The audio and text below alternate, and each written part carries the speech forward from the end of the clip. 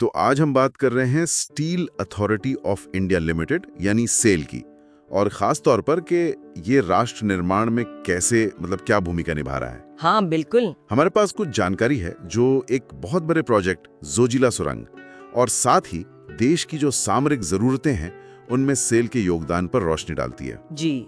तो फोकस रहेगा जोजिला सुरंग पर, लेकिन हम ये भी देखेंगे कि सेल का काम इससे कितना ज्यादा फैला हुआ है।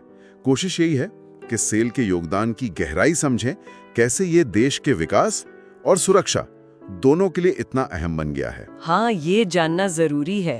और जोजिला सुरंग ये कोई छोटी मोटी सुरंग नहीं है। सुनने में आया है कि बनने के बाद ये भारत की सबसे लंबी सड़क सुरंग होगी और शायद एशिया की सबसे लंबी टू वे सुरंग। जी हाँ बिल्कुल।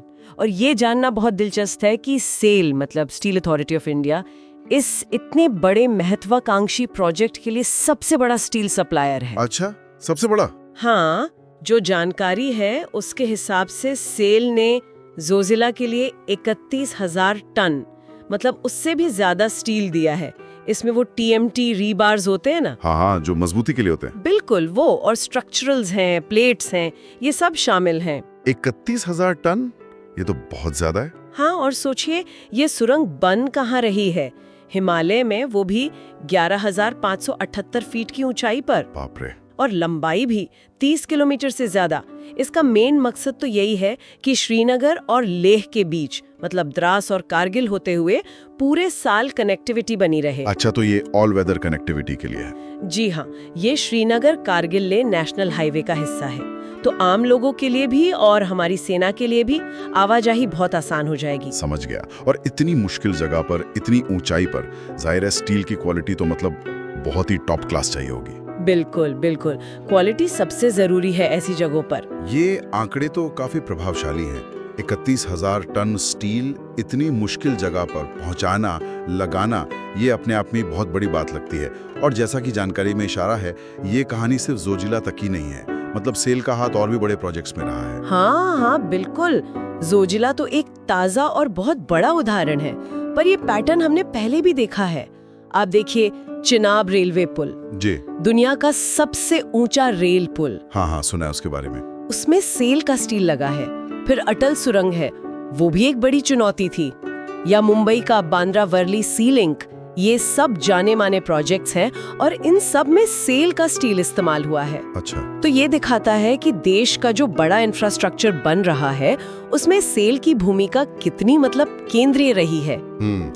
तो ये तो हुई विकास की बात, इंफ्रास्ट्रक्चर की। लेकिन जो जानकारी मिली है वो ये भी कहती है कि सेल सिर्फ पुल, सुरंगे, सड़कें ही नहीं बना रहा, इसका एक सामरिक पहलू भी है, डिफेंस वाला। हाँ, आप बिल्कुल सही पॉइंट पर आए हैं, और यहीं पर वो स्टील की क्वालिटी वाली बात और भी ज्यादा महत्वपूर्ण हो जाती है। अच्छा, कैसे? देखिए, सेल का योगदान सिर्फ इंफ्रास्ट्रक्चर तक नहीं है, ये देश की जो रक्षा क्षमताएं हैं उनको मजबूत करने में भी एक अहम भूमिका निभा रहा है।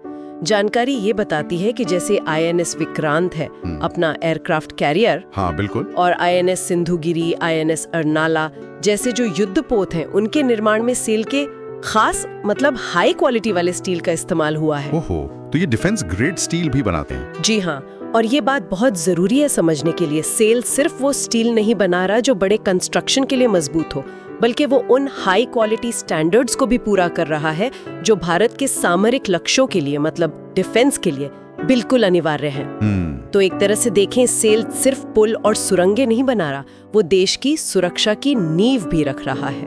ये तो वाकई बहुत दिलचस्प है। एक ही कंपनी सेल एक तरफ तो देश के विकास का ढांचा खड़ा कर रही है और दूसरी तरफ सीमाओं की सुरक्षा के लिए भी जरूरी सामान वो हाई क्वालिटी स्टील मुहैया करा रही है। ये जो दोहरी भूमिका है, ये इसे काफी खास बनाती है। निश्चित रूप से, बिल्कुल सही समझा आपने। संक्षेप में अगर कहें तो सेल जोजिला जैसी स्ट्रेटेजिक महत्वपूर्ण परियोजनाओं से लेकर नौसेना के जहाजों तक राष्ट्र निर्माण और सामरिक सुरक्षा दोनों ही मोर्चों पर एक बड़ा योगदान दे रहा है। हाँ। और ये दिखाता है कि कैसे एक घरेलू कंपनी, एक PSU देश की आत्मनिर्भरता को इंफ्रास्ट्रक्चर और डिफेंस दोनों ही क्षेत्रों में कैसे बढ़ावा दे सकती है। सही बात है, ये आत्मनिर्भर भारत की दिशा में भी एक बड़ा कदम लगता है। बिल्कुल, और ये हमें सोचने पर भी मजबूर करता है कि जब एक ही संस्था जैसे सेल हमारे इतने जरूरी बुनियादी ढांचे और हमारी रक्षा दोनों की नींव बन रही हो, तो भविष्य में भारत के विकास और सुरक्षा को आकार देने में इस तरह के उच्च गुणवत्ता वाले स्वदेशी स्टील का अगला बड़ा कदम क्या हो सकता है, या अगली चुनौती क्या होगी? ये सोचने वाली बात है। भविष्य में इसकी भूमिका और कितनी बढ़ सकती है। खैर, आज की चर्चा से ये तो साफ है कि सेल का योगदान वाकई में बहुआयामी है। जी बिल्कुल, विकास और सुरक्षा दोनों में।